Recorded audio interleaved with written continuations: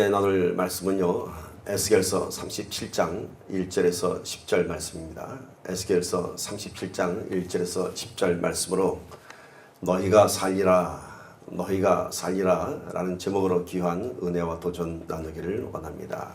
자, 오늘 말씀의 배경을 보도록 합니다. 지금으로부터 약 한 2500년 전의 이야기입니다. 이제 북이스라엘이 아수르에 정복당하고 이어서 남유다 왕국마저도 당시 최대 강국인 바빌론에게 정복을 당하고 이제 포로 시대가 시작이 됩니다. 당시 에스겔은 17살 정도의 어린 나이에 아마 다니엘과 같은 비슷한 나이에 2차 포로 명단에 소속되어 있던 걸로 성경학자들은 얘기하고 있습니다. 바빌론에 2차 포로로 끌려 들어갔습니다. 그리고 나서 약 11년 후에 다시 3차 포로들이 바빌론으로 끌려 들어옵니다. 에스겔은 이때 참담한 이스라엘의 현실의 소식을 듣게 됩니다. 즉 남유다 왕국이 이제 완전히 멸망당하고 예루살렘 성벽과 성전도 무너졌다는 가슴 아픈 종국의 소식을 듣게 됩니다. 남북 왕국으로 갈라지면서 이제 하나님을 따라 살던 백성들이 왕정 정치로 들어가면서 결국은 이스라엘은 남북 왕조가 다 멸망하고 말았습니다. 그리고 이제 참담한 다시 또 포로 시기로 들어가는 그런 역사의 문턱에 서 있습니다. 당시의 최강국 바빌론의 포로가 되면서 이제 이스라엘이라고 한 나라는 다시 회복되기가 어려울 것이라는 그런 암흑과 같은 그런 포로 시대가 시작이 됩니다. 이렇게 참담한 현실 가운데서 절망하고 있는 에스겔에게 하나님께서 놀라운 환상을 보여주십니다. 오늘 본문 말씀이 그 유명한 에스겔의 환상입니다. 골짜기에 수많은 마른 뼈들이 다시 살아나는 그런 놀라운 환상입니다. 오늘 우리가 이 에스겔의 환상 속으로 우리가 함께 들어가서 어떠한 환상을 보여주셨고 어떻게 이스라엘을 회복시키셨는지, 그것이 오늘 우리에게 역사하는 하나님의 뜻이 되기를 간절히 소망합니다. 에스겔서 37장 1절에 10절 말씀입니다. 우리 좀 길지만요, 한번 들어가셔서 그 현장 속으로 들어가서 한번 말씀을 보도록 합시다. 한 마음으로 합독합니다. 시작. 여호와께서 권능으로 내게 임하시고 그 산으로 나를 데리고 가서 골짜기 가운데 두셨는데 거기 뼈가 가득하더라. 나를 그 뼈 사방으로 지나게 하시기로 본즉 그 골짜기 지면에 뼈가 심이 많고 아주 말랐더라.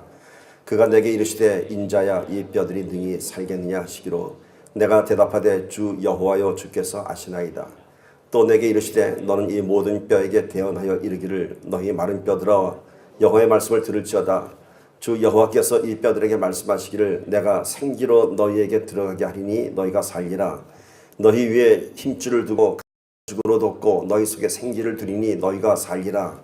또 나를 여호와인 줄 알리라 하셨다 하라. 이에 내가 명을 쫓아 대언하니 대언할 때 소리가 나고 움직이더니 이 뼈 저 뼈가 들어맞아서 뼈들이 서로 연락하더라. 내가 또 보니 그 뼈에 힘줄이 생기고 살이 오르며 그 위에 가죽이 덮이나 그 속에 생기는 없더라. 또 내게 이르시되 인자야 너는 생기를 향하여 대언하라. 생기에게 대언하여 이르기를 주 여호와의 말씀에 생기야 사방에서부터 와서 이 사망을 당한 자에게 붙어서 살게 하라 하셨다 하라. 이에 내가 그 명대로 대언하였더니 생기가 그들에게 들어가매 그들이 곧 살아 일어나서 서는데 극히 큰 군대더라. 아멘.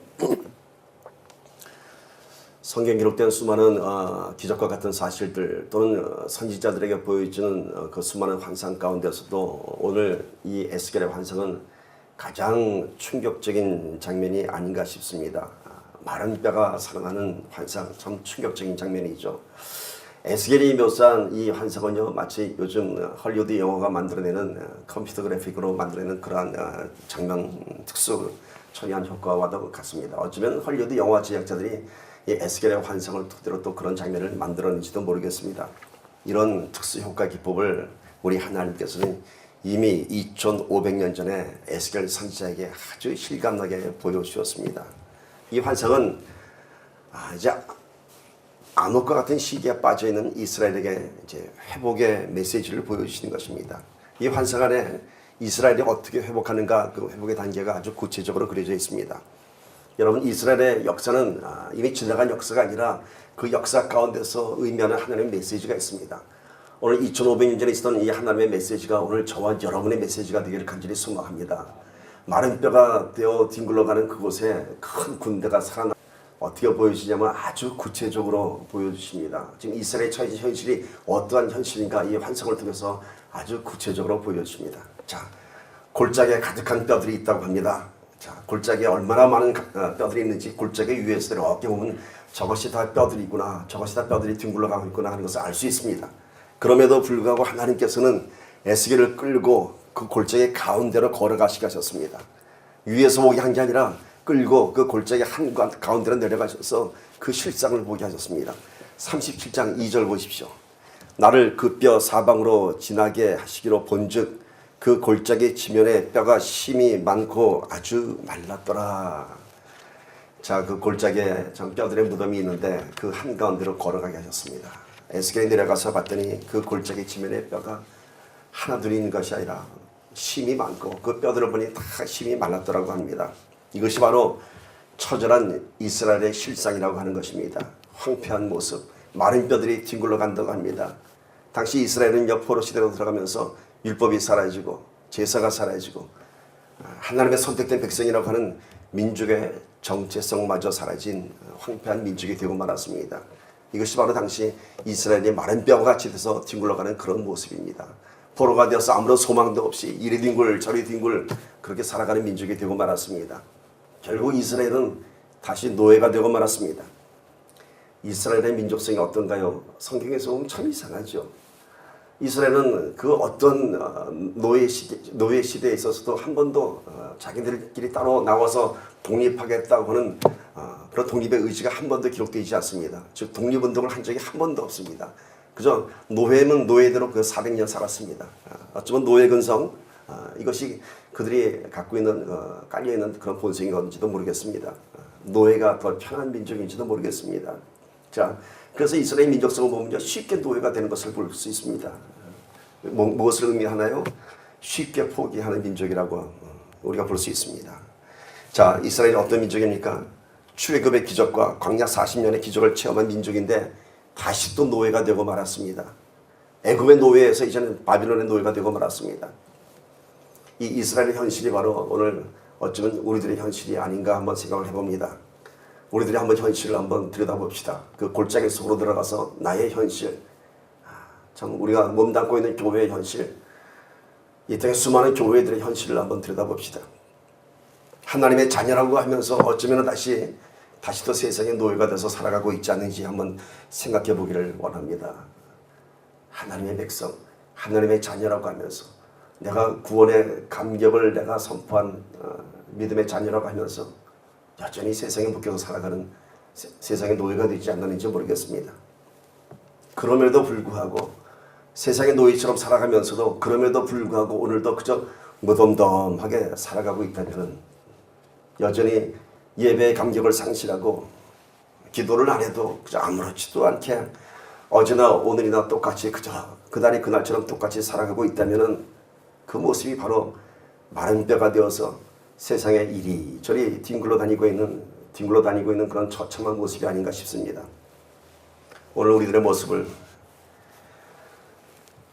우리들의 교회의 실상을, 또 이 땅에 참담한 현실들을 한번 보기를 바랍니다. 어쩌면 우리들은 세상이 더 편한지도 모르겠습니다. 그것이 우리들의 본성인지 모르겠습니다. 이스라엘이 노예가 더 편했던 민족인 것처럼 어쩌면 우리는 세상의 노예가 더 편한 그런 죄성을 벗어나지 못하는 그런 우리들인지 모르겠습니다. 오늘 우리가 하나님의 자녀가 된 것도요, 결코 우리의 의지나 노력이 아니었습니다. 내 의지나 노력으로 구원받고 이 자리에 앉아있는 건 아닙니다. 결코 내가 세상의 노예에서 벗어나고 싶다고 독립운동한 적 우리 한 번도 없습니다. 오로지 하나님의 은혜로 우리가 이 자리에 앉아있는 것입니다. 오로지 하나님의 은혜인 것입니다. 그런데 그럼에도 불구하고 어느새 다시 또 노예처럼 살아가고 있는 우리들이 아닌가, 오늘 그 모습을 에스겔에게 보여주셨습니다. 오늘 다시 한번 우리의 실상을 바라봅시다. 구원의 감격 은혜를 체험한 우리들이 다시 세상의 노예가 되지 않았는지, 그럼에도 불구하고 아무렇지도 않게 그렇게 살아가고 있지 않은지, 예수님의 제자들을 한번 우리가 비교해 봅시다. 예수님이 십자가에 못 박혀 돌아가시고 나서 제자들이 어떻게 됐나요? 다시 갈릴리로 들어갔습니다. 그리고 다시 또 그물을 내리는 어부가 되고 말았습니다. 다시 예전의 모습으로 돌아갔습니다. 그것이 우리들의 실상입니다. 내 안에 은혜가 충만하고 예수님의 기사와 이적을 볼 때는요, 예수님과 따라다니는 제자가 되었지만은 예수님께서 이 땅을 떠나고 나니까, 예수님의 실상을 잃어버리고 나니까, 은혜가 떠나고 나니까 어디로 갔습니까? 다시 고기 잡던 갈릴리 호수가로 돌아가서 그저 뜻없이 소망 없이 금을 던지는 제자들의 모습을 볼 수 있습니다. 그렇게 낭망하고 있던 제자들을 예수님께서 찾아오셔서 두 번째 그물이 찢어지는 사건을 통해서 제자들을 다시 부르십니다. 그리고 제자들은 진정한 예수 그리스도의 제자가 되었습니다. 오늘 우리가 다시 한번 두 번째 그물을 던지는 낭망하는 제자라면요, 오늘 이 에스겔의 환상을 통해서 다시 한번 살아나기를 축복합니다. 오늘 말씀의 제목이 너희가 살아나리라입니다. 예수님께서 낭망한 제자를 찾아오셔서 그들을 살리시고 다시 제자들을 삼으신 것처럼, 사명을 살리신 것처럼 오늘 우리가 다시 한번 살아납시다. 회복의 역사는요, 무너지고 망가진 내 현실 그 자리에서부터 시작되는 것입니다. 결코 내 인생 새로 쓰는 것이 아니라 망가진 내 인생의 현장에서 다시 시작하는 것입니다. 제자들은 망가진 그들의 인생을 어디서 시작했습니까? 다시 또 소망 없이 금을 던지던 그 자리에서 다시 예수님 만났고 다시 그 자리에서 시작했습니다. 오늘 우리도 다시 한번 우리 안에 쓰러진 망가진 것들이 있다면 그 현장을 직시하면서 그곳에서 다시 한번 시작합시다. 우리의 무너진 꿈을 다시 세우려면요, 우리의 깨어진 꿈의 실상들을 우리가 보아야 됩니다. 그저 멀리서 막연하게 무너진 돌덩이만 보는 것이 아니라, 무너진 뼈다귀 덩어리만 볼 것이 아니라 그 안으로, 골짜기 안으로 깊이 들어가서 일일이 들춰보기도 하고 만져보기도 해야 합니다. 에스겔이 그렇게 골짜기 안으로 깊이 들어가는 것은 하나님께서 끌고 들어가셨습니다. 너희가 어떻게 되었는지 보아라. 이렇게 들춰보니 가슴뼈가 뒹굴러 다니고, 이렇게 편히 정강이 뼈가 굴러다니고, 참 처참한 모습이죠. 오늘 우리의 현실이 그렇습니다, 여러분. 우리 현실 안으로 깊이 들어가 보면요, 어느새 묻어버린 수많은 우리의 꿈과 소망들이 뼈다귀처럼 이리저리 굴러다니는 것을 볼 수 있을 것입니다. 무엇 때문에 우리의 현실이 그리도 초라하게 되었는지, 지나간 세월 속에 묻어버린 실패와 아픔의 기억들을 다시 한번 꺼내어 봅시다. 우리가 어떻게 망가졌는지. 변화되지 않는 사람들과 변화되지 않는 교회, 변화되지 않는 세상을 보면서 많은 믿음의 사람들이 지쳐가기 시작했습니다. 그렇게 우리의 믿음의 꿈들은 하나씩 부서져 갔습니다. 또한 지금도 여전히 나아지지 않고 있는 우리의 현실들을 바라보면서 스스로의 무능함과 무력함을 절감해야 했습니다. 그것이 저의 심정입니다. 오늘 보니까 정말 저의 무력함을 다시 한번 통감하지 않을 수 없습니다. 그 많은 꿈과 소망이 있었는데 오늘 그것을 하나하나 들춰보니 다 마른 뼈가 되어서 이리 뒹굴 저리 뒹굴 잃어버린 뼈다귀들이 얼마나 많은지 모르겠습니다. 그렇게 많은 상처와 실망을 하는 채 우리의 수많은 꿈들은 어느새 마른 뼈가 되어서 우리 아픈 기억 속에 묻혀 있는지 모르겠습니다. 그러나 이 현실은 결코 우리의 꿈이 깨어지고 소망이 깨어져서 마른 뼈가 된 것이 아닙니다. 사실은 우리가 다시 한 번 더 꿈꾸기를 우리가 포기했기 때문인 것입니다. 우리가 다시 한번 용기를 가져야 할 점이 있습니다. 꿈은 아직 살아있습니다. 죽지 않았습니다. 마른 뼈가 살아나듯이 그 꿈을 다시 살려야 합니다. 비록 그 수많은 마른 뼈가 우리의 기억하고 싶지 않은 실패와 좌절의 계곡 속에 쌓여져 있지만은 우리들의 그 마른 뼈에는 분명 뜨거웠던 시간이 있었습니다. 분명 생기 넘치던 그런 기억들이 있었습니다.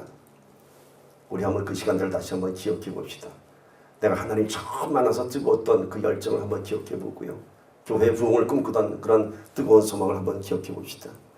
우리 실패와 좌절의 기억 속에는요, 아픔과 상처만 있는 것이 아니라 분명 우리에게는 푸르는 꿈과 소망도 있었습니다. 그런데 그 소망이 어느새 먼지 쌓인 뼈다귀가 되었는지 모르겠습니다. 이제 마른 뼈가 되어서 실패의 기억 속에 잠들어 있는 우리들의 부서진 꿈에 오늘 우리 다 함께 오늘 말씀처럼 소망과 생기를 불어넣기를 바랍니다. 에스겔의 환상처럼 저와 여러분의 꿈이, 우리 은혜 선교교회의 꿈이 이제는 큰 군대가 되어서 일어날 것을 믿음으로 한번 굳게 선포합시다.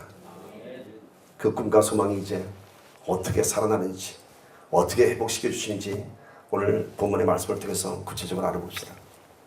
먼저 하나님께서 에스겔에게 그 골짜기를 다 끌고 들어가셔서 그 골짜기의 실상을 보게 하신 후에 질문을 하나 던지죠. 37장 3절 말씀 보세요. 이렇게 얘기합니다. 그가 내게 이르시되 인자야 이 뼈들이 능히 살 수 있겠느냐. 하나님께서 에스겔을 끌고 그 골짜기 깊은 곳에 들어가셔서 그 처참한 모습을 다 보여주신 후에 이렇게 질문 던집니다. 인자야 에스겔아 네가 볼 때 이 뼈들이 능히 살아날 수 있겠느냐? 무슨 질문일까요? 상식적으로 보면은 죽은 지가 오래된 마른 뼈들입니다. 그 마른 뼈들이 살아난다는 건 있을 수 없는 일이죠. 말도 안 되는 질문을 하나님께서 던지십니다. 이 뼈들이 살아나겠느냐? 이 뼈들이 살아나겠느냐? 마치 이 질문은요, 베데스다 연못가에서 38년 된 병자에게 던진 예수님의 질문과 아주 같은 의미의 질문입니다. 예수님께서 베데스다 연못가에 앉아있던 38년 된 병자에게 뭐라고 질문하셨는지 기억하세요? 네가 낫기를 원하느냐? 당연히 낫기를 원하죠. 근데 왜 그런 질문을 던졌을까요? 왜냐하면 베데스다 연못가에는 어느 날 하늘에서 천사가 내려서 물을 두고 하면은 가장 먼저 들어가는 사람이 병을 치유받는다고 합니다. 그러나 38년 된 병자는 좋은 자리에 앉아있지도 못하고 저 뒷구석에서 누가 들어줘야 움직일 수 있는 그런 몸입니다. 그러니 천사가 와서 물을 동한다고 해도 그 물에 들어간다는 것은 있을 수 없는 일입니다. 그럼에도 불구하고 38년 된 병자가 그 주변에 앉아있었던 것은 어차피 세상에 소망이 없으니까 다른 사람 남는 거라도 보면 위로가 될까 그래서 앉아있었는지 모르겠습니다. 그러다가 어느 날 세월이 지나면 내 차례도 오겠지. 아마 그런 막연한 소망이 있었는지도 모르겠습니다. 그런 병자를 예수님께서 찾아오셔서 네가 낫기를 원하느냐? 당연히 낫기를 원하죠. 그 질문의 의미는 뭔가요? 내가 너를 낫게 해주겠다라고 하는 뜻입니다. 마찬가지로 오늘 하나님께서 에스겔에게 이 뼈들이 능히 살 수 있겠느냐라고 물어본 것은 내가 이 뼈들을 살리겠다라고 하는 의미인 것입니다.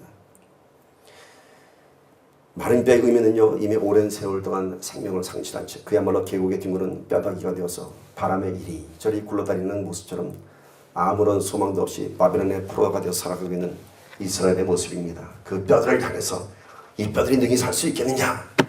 그런데 에스겔은 뭐라고 대답하죠? 역시 선지자다운 대답을 합니다. 아마 보통 사람 같았으면 이 뼈들이 어떻게 살아날까요? 어떻게 많이 같지도 않은 질문을 하세요? 할지 모르겠습니다만 에스겔은 이런 대답을 합니다. 주께서 하시나이다. 주께서 하시나이다. 그렇습니다. 모든 것은 하나님의 주권에 달려 있습니다. 우리가 보기에 불가능한 일도 주께서 하시면 하십니다. 그것이 선지자의 대답입니다. 오늘 우리에게도 동일한 질문이 던져질 것입니다. 너의 깨어진 꿈, 이미 생명을 잃어버린 마른 뼈처럼 되어버린 너의 참담한 현실의 꿈이 다시 살아날 수 있겠느냐라고 물어봅니다. 다시 살아날 수 있겠니? 네 망가진 꿈이? 그 질문 뒤에는 오늘 에스겔에게 던지던 하나님의 질문처럼 하나님의 의지가 담겨져 있습니다. 내가 너의 깨진 꿈과 소망을 다시 일으켜 세워주리라. 마른 뼈가 살아나듯이 내가 너를 다시 세우리라. 오늘 말씀의 제목이 뭡니까? 너희가 다시 살리라. 오늘 너희를 다시 살리겠다고 우리 하나님께서 말씀하십니다. 여러분 오늘 다시 한번 하나님께서 우리 심령 가운데 질문을 던지시다면 네 깨어진 꿈이 다시 살아나겠느냐? 라고 물어보신다면 여러분 크게 한번 아멘으로 화답하시기를 축복합니다. 이 뼈들이 너에게 살 수 있겠느냐? 네 망가진 가정이 다시 살아날 수 있겠느냐? 네 망가진 자녀가 다시 회복되겠느냐? 네 죽어갈 병이 다시 살 수 있겠느냐? 아멘하고 화답합시다. 그럼요. 그렇고 말고요. 주께서 하시면 하죠. 그러나 여러분 우리는 이러한 똑같은 질문 지금까지 너무도 많이 들어왔습니다. 너무도 많이 들었습니다. 이 뼈들이 능히 살 것 같으냐? 네가 낫기를 원하느냐? 네 문제들이 응답되기를 원하느냐? 지금까지 삶의 수많은 문제 속에서 신앙의 깊은 갈등 가운데서 수도 없이 많이 들었던 질문들입니다. 네가 살 것 같으냐? 그런데 우리가 지금까지 들었던 질문은요, 오늘 하나님께서 에스겔에게 던진 질문이 아니라 누가 던진 질문이요? 세상이 나한테 던져주는 질문입니다. 사탄이 나한테 던져주는 질문입니다. 똑같은 질문이지만 전혀 반대의 의미입니다. 마른 뼈들이 살 것 같으냐? 이게 어떻게 살아? 아니야. 네 병이 날 것 같으냐? 꿈꾸지 마. 네 문제가 해결되기를 바란다고? 넌 너무도 어마어마한 문제를 원하고 있어. 천만의 말씀이야. 마른 뼈가 어떻게 살아나? 이미 죽은 것인데. 그런데요, 이 질문의 실체가 누군지 아세요? 세상이 우리를 보면서 비웃으면서 질문을 던졌다고요? 사단이 우리를 보면서 비웃으면서 네 기도가 응답된다고 웃기지 마. 말도 안 되는 소리 하지 마. 사실은 그 질문의 실체는 세상과 사탄이 던져주기 전에 우리가 먼저 던진 내 스스로에게 던진 질문입니다. 너는 이 베데스다 연못에서 결코 병을 고칠 수가 없어. 네 문제는 결코 해결될 수 없는 문제야. 꿈을 꾸지 마. 지금까지 우리가 들었던 질문은 다 우리의 꿈을 처참히 부숴버리는 파괴적인 질문이었습니다. 그리고 그 질문의 실체는 세상이 아니라 사탄이 아니라 우리 스스로가 나에게 던진 그런 질문이었습니다. 똑같은 질문이지만 나의 질문, 불신의 질문, 부정적인 질문, 사탄의 질문, 이런 질문들은 내 꿈을 깨뜨리고 다시 꿈을 꾸지 못하게 하였고 나를 처절하게 깨뜨리는 그런 질문들이었습니다. 그래서 우리는 스스로 우리 삶의 현실을 보면서 스스로 우리의 꿈을 포기하고 접고 말았습니다. 그래서 마른 뼈가 되어서 뒹굴고 있었습니다. 그러나 이제 그 똑같은 질문이지만 하나님께서 오늘 우리가 던지는 질문은 에스겔에게 던진 질문처럼 이 뼈가 능히 살 수 있겠느냐라는 이 질문은 오늘 우리를 살리시겠다고는 하나님의 뜻입니다. 마른 뼈가 살아나겠느냐? 내 꿈이 이루어지겠느냐? 그럼요. 아멘. 전능하신 하나님께서는 하실 수 있습니다. 오늘 우리가 이러한 고백으로 다시 한번 살아나기를 축복합니다. 너희가 다시 살리라. 너희가 다시 살리라. 지금까지 우리의 마음을 무너뜨렸던 그 수많은 부정적인 질문들, 안 돼, 안 돼, 안 돼. 오늘 또 하나님이 던지십니다. 은혜 선교교회가 부흥하기를 원하느냐? 어떻게 대답하시겠습니까? 아멘. 주께서는 아시나이다. 이제 이 뼈가 어떻게 살아나냐면요, 하나님의 말씀으로 이 마른 뼈가 살아나기 시작합니다. 내가 너를 살릴 텐데 어떻게 살린다고요? 내가 말씀으로 너를 살릴 것이다. 4절 5절 봅시다. 너는 이 모든 뼈에게 대언하여 이르기를 너희 마른 뼈들아 여호와의 말씀을 들을지어다. 주 여호와께서 이 뼈들에게 이같이 말씀하시기를 내가 생기를 너에게 들어가게 하리니 너희가 살아나리라. 아멘. 하나님께서 에스겔에게 말씀하셨어요. 내가 하는 말을 이 뼈들에게 선포하라. 이 모든 뼈에게 대언하라. 어떻게 대언하라고요? 너희 마른 뼈들아 여호와의 말씀을 들을지어다. 너희 죽어진 깨어진 꿈들아 하나님의 말씀을 들을지어다. 오늘 우리의 꿈과 소망 앞에 하나님의 말씀으로 대언하며 선포하십시오. 하나님의 말씀을 들을지어다. 들을지어다. 내가 생기를 너에게 들어가게 하리니 너희가 살아나리라. 말씀으로 천지를 지으신 하나님께서는요, 다시 말씀으로 마른 뼈를 살리십니다. 그래서 오늘 이 환상을 보니까 그 말씀대로 뼈들이 이제 짝을 맞추기 시작합니다. 그리고 힘줄을 연결하고 살을 입히고 피부를 입힙니다. 그것이 한순간에 이루어지고 있습니다. 놀라운 일이죠. 뼈가 맞춰지고 살이 입혀지고 근육이 생기고 피부가 입혀집니다. 인체가 어떻게 숫자적으로 표시되는지 제가 좀 알아봤습니다. 뼈가 모두 206개가 있고요. 한 사람의 인체 안에는 근육이 500개에서 600개 있고요. 사람마다 조금 틀리다고 합니다. 관절은 100개 이상이 있고 혈관의 길이는 10만 킬로가 넘는다고 합니다. 지구를 거의 3바퀴 도는 거리라고 합니다. 뇌에는 1000억 개의 신경세포가 구성되어 있다고 합니다. 이러한 것들이 순간에 맞춰지고 있습니다. 놀랍지 않습니까, 여러분? 뼈들이 맞춰지고 근육이 맞춰지고 혈관에 10만 킬로가 넘는 혈관들이 다 자기 자리 잡고요. 1000억 개의 신경세포가 다 들어가 자리 잡는다고 합니다. 얼마나 놀랍습니까? 저는 아키아에서 의자 하나 사다가 조립하는데도 얼마나 힘든지 모릅니다. 문제는 다 조립하고 나면 꼭 부속이 하나 남든지 부속이 하나 모자라든지 합니다. 남는 게 더 큰 문제예요. 남는 게. 모자라면 차선사한테 끼면 되는데 나오면은 이건 낄 때를 안 꼈다는 증거입니다. 의자 하나 맞추는데도 땀을 뻘뻘 흘리면서 다 됐다 해보니까 나사가 하나 남습니다. 그런데 우리 하나님께서는 말씀 하나로 그 순간에 수많은 뼈들을 다 맞추시고 순식간에 생명을 회복시키십니다. 그런데요, 하나님께서는 이 뼈들을 그냥 맞추는 게 아니에요. 그냥 인체의 형상을 이뤄서 이 무릎뼈 갖다가 저 갈비뼈 붙였다가 저 해골 붙였다가 이렇게 만들지 않으셨어요. 말씀 보세요. 37장 7절 보세요. 이에 내가 명령을 따라 대언하니 대언할 때 소리가 나고 움직이며 이 뼈 저 뼈가 들어맞아 뼈들이 서로 연락하더라. 이게 무슨 뜻인지 아세요, 여러분? 말씀을 따라 대언했더니 삐거덕 소리가 나는데 뼈들이 움직이는데요, 이 뼈 저 뼈가 들어맞아서 뼈들이 서로 연락하더라. 이게 뭔가 하면 이산가족 만나는 현장입니다. 나 여기 있어. 나 여기 있어. 나 은성령 갈비뼈야. 은성령 정강이 뼈 어디 있어? 그럼 정강이 뼈가 나 여기 있어. 이렇게 맞춰지는 거예요. 놀랍지 않습니까? 원래 있던 사람의 골격을 그대로 맞추는 거예요. 남자 뼈, 저 뼈 맞춰서 사람 만드는 게 아니라 원래 나를 만들어 주신 거예요. 제 영명에 다 망가진 뼈들이요, 이래저래 흩어져 있었는데 저쪽에 있던 뼈 일로 오고 서로 연락한다고 합니다. 이건 무엇을 의미하냐면요, 이제 이스라엘 민족이 포로가 되면서 각 지파대로 다 뿔뿔이 흩어졌습니다. 가문도 다 흩어졌습니다. 그야말로 이산가족이 되었습니다. 그런데 하나님께서 그 가문을 회복시키시겠다는 거예요. 12지파를 회복시키시겠다는 거예요.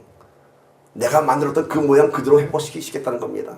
오늘 우리에게도 원래의 모습대로, 원래 내가 가졌던 꿈의 크기대로 하나님께서 회복시켜 주신다고 하는 것입니다. 내가 갖고 있던 꿈 그대로.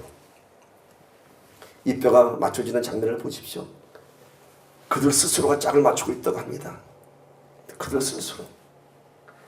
너희가 다시 살리라는 하나님의 말씀을 대언한 에스겔의 외침에 따라서 뼈들이 서로 짝을 맞추고 있습니다.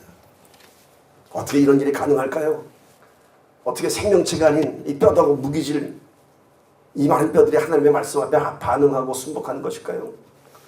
하나님께서 말씀으로 온 우주 만물을 창조하셨기 때문에 말씀으로 지음받은 피조물들은 하나님 말씀 안에서 반응하고 순복할 수밖에 없는 것입니다. 원래 너희 모습대로 짝져지리라 하니까 뼈들이 서로 연락하면서 맞춰지는 것입니다. 6절에 한번 말씀을 봅시다. 그 후에 어떤 일이 생겼는지. 너희 위에 힘줄을 두고, 이제 뼈다구들이 다 맞춰졌어요. 살을 입히고 가죽으로 덮고 너희 속에 생기를 두니 너희가 살리라. 다시 한번 얘기합니다. 또 나를 여호와인 줄 알리라 하셨다라. 오늘 이 환상에서의 가장 핵심적인 말씀입니다. 뭔지 아세요? 너희가 나를 여호와인 줄 알리라. 너희가 나를 여호와인 줄 알리라. 오늘 우리 실상을 통해서 우리가 다시 한번 하나님의 영광을 보기를 간절히 소망합니다. 우리 교회를 통해서 하나님의 영광이 드러나기를 축복합니다. 그래서 너희가 여호와인 줄 알리라. 여호와인 줄 알리라. 하나님의 말씀 앞에 순복할 때 생명의 회복이 있는 것입니다. 이스라엘 백성들은 하나님의 말씀에 불순종함으로써 이렇게 포로가 되어 말았습니다. 이러한 백성들이 다시 하나님의 말씀 앞에 순복함으로 살아난 것입니다. 그것을 하나님은 에스겔 선지자를 통해서 말씀하는 것입니다. 너희가 그냥 회복되는 것이 아니라 내 말씀이 되어낼 때, 내 말씀이 선포될 때 너희가 각 지파대로 가문대로 다 그 땅을 회복할 것이라 말씀하는 것입니다. 에스겔 선지자도요, 말씀으로 하나님의 권능을 사역한 선지자입니다. 3장 에스겔 3장 3절 30절 보면요, 에스겔이 어떻게 말씀을 먹는지 그 장면이 나와 있습니다. 내게 이르시되 인자야, 내가 내게 주는 이 두루마리를 내 배에 넣으며 내 창자에 채우라 하시기에 내가 먹으니 그것이 내 입에서 달기가 꿀 같더라. 하나님의 말씀의 두루마리를 다 배에 넣었더니 창자에 채우라 하시기에 가득 채웠더니 달기가 꿀 같더라. 여러분, 하나님의 말씀은요, 달기가 꿀 같은 것입니다. 처음에 쓰지요. 아프지요. 막 돌아다니는 것 같습니다. 그러나 그 말씀이 묵상하면 묵상할수록 뼈들이 맞춰집니다. 생기가 들어옵니다. 근육이 생깁니다. 달기가 꿀 같다고 합니다. 우리 깨어진 꿈이 다시 살아나려면 말씀에 순복해야 합니다. 말씀에 순복하기만 하면 우리의 삶에 무너진 마른 뼈들이 다시 각자가 제자리를 맞추면서 새 생명의 꿈이 시작될 것입니다. 오늘 우리의 삶에 꼬인 문제들이 우리의 삶을 조여오고 있다면, 아니 이미 마른 뼈가 되어서 다 뒹굴고 있다면, 오늘 하나님의 말씀으로 대언하며 선포하십시오. 내 무너진 뼈다귀들아, 내 깨어진 꿈들아, 다시 맞춰질지어다. 맞춰질지어다. 이제 그 후에 하나님께서는 그 맞춰진 뼈들에 근육을 입히고 생기를 부어놓습니다. 9절 10절 마지막 말씀 부분입니다. 또 내게 이르시되 인자야 너는 생기를 향하여 대언하라. 생기에게 대언하여 이르기를 주 여호와께서 이같이 말씀하시기를 생기야 사방에서부터 와서 이 죽음을 당한 자에게 붙어서 살아나게 하라 하셨다라. 이에 내가 그 명령대로 대언하였더니 생기가 그들에게 들어가매 그들이 곧 살아나서 일어나 사는데 극히 큰 군대더라. 이제 말씀으로 형성을 다시 회복시킨 하나님은요, 이스라엘 민족을 회복시킨 하나님은 그 안에 생기를 불어넣어서 생명을 주십니다. 오늘 이 환상은요, 인간을 창조했던 순서가 그대로 재현되는 것입니다. 그대로 재현되는 것입니다. 뭘 의미하냐면 이스라엘은 완전한 죽음에 이르렀다는 것을 의미합니다. 땅을 잃고 나라를 잃고 민족이 뿔뿔이 흩어진 완전히 죽어버린, 또한 예배와 율법과 제사가 다 파괴돼버린 그런 황폐한 민족이 되고 말았습니다. 완전히 죽어버린 민족이 되고 말았습니다. 그 민족을 다시 한번 흙에서부터 살리는 하나님의 역사를 오늘 이 환상을 통해서 말씀하시는 것입니다. 그리고 마지막으로 생기를 불어넣었습니다. 그래서 민족이 다시 살아나겠습니다. 그것이 뭔가요? 말씀으로 이스라엘을 회복시키셨고, 말씀으로 순복해서 각 지파가 만들어졌고, 예루살렘으로 돌아왔고, 그 후에는 생기를 불어넣으셨어요. 그 생기가 뭔가요? 예배를 회복시키셨습니다. 제사를 회복시키셨습니다. 이것이 이스라엘을 회복시킨 하나님의 순서입니다. 말씀으로 마른 뼈를 세웠고 생기를 불어넣어 살리셨습니다. 그 생기가 뭔가요? 제사, 예배였습니다. 오늘 우리가 다시 회복되려면요, 먼저 말씀으로 우리 심령의 기경이 되어야 됩니다. 그래야 우리 안에 생기가 들어올 수 있습니다. 말씀의 기경이 없이 예배에 성공할 수 없습니다. 말씀을 바탕으로 우리 안에 예배를 통한 성령의 충만함이 임하기를 간절히 소망합니다. 우리 이날에 우리 함께 일어납시다. 무덤과 같은 참 깨어진 인생의 꿈의 조각들을 모아서 말씀으로 그 꿈들을 다시 연합하고 살아있는 영으로 우리의 꿈들이 다시 살아나게 합시다. 우리가 다시 꿈을 꿀 수 있는 것은 우리가 꿨던 꿈의 기억만 살리는 것이 아니라 그 꿈을 이루어서 그 꿈이 우리의 삶 속에서 이루어질 수 있도록 용기와 도전이 필요한 것입니다. 컴퓨터는 하드웨어 안에 소프트웨어가 설치될 때 그 기능을 발휘합니다. 아무리 좋은 상의 컴퓨터도 그 안에 소프트웨어가 설치되어 있지 않으면 깡통에 불과합니다. 하나님께서는 오늘 우리에게 새로운 생기, 영적인 충만함을 불어넣어 주실 것입니다. 그리고 우리로 하여금 마른 뼈 같은 백성들이 하나님의 군대로 크게 나타나는 꿈을 꾸기를 원하십니다. 오늘 이 환상을 통해서 우리가 다시 한번 우리의 꿈이 다시 한번 회복되고 감격하는 저와 여러분이 되기를 소망합니다. 어쩌면 우리는 이후로도 다시 우리의 무력감 때문에 실망하고, 때로는 여전히 완악한 사람들의 모습 때문에 실망하고 마음 아파할 수도 있겠지만은, 그래도 다시 일어나야 합니다. 주저앉지 말아야 합니다. 나로 인해서 시작된 것이 아니고, 나를 위해서 시작된 것이 아니고, 사람들에 의해 시작된 꿈이 아니었기 때문인 것입니다. 우리가 꾸는 꿈은 하나님으로부터 인해 시작된, 하나님 안에서 꿨던 위대한 꿈들이기 때문인 것입니다. 우리가 세상에서 가는 꿈은 돈키호테 같은 허망한 꿈을 갖게 되지만, 오늘 우리들이 소망하는 꿈은 다시 마른 뼈가 살아나는 것과 같은, 그러나 내 꿈이 아닌, 우리의 꿈이 아닌 하나님께서 원하시는 꿈입니다. 오늘 말씀 제목, 너희가 다시 살아나리라. 너희가 다시 살아나리라. 우리가 다시 살아날 수 있는 꿈과 소망의 비전입니다. 비전은 결코 눈에 보이는 것으로 꾸는 꿈이 아니라 눈에 보이지 않는 믿음으로 꾸는 꿈입니다. 그리고 이 꿈은 반드시 기필코 꼭 하나님의 권능으로 이루어질 것을 선포합니다. 오늘 이 날이 우리 모두가 다시 살아나는 날이 되기를 우리 주 예수 그리스도의 이름으로 간절히 축원합니다. 아멘. 기도합니다.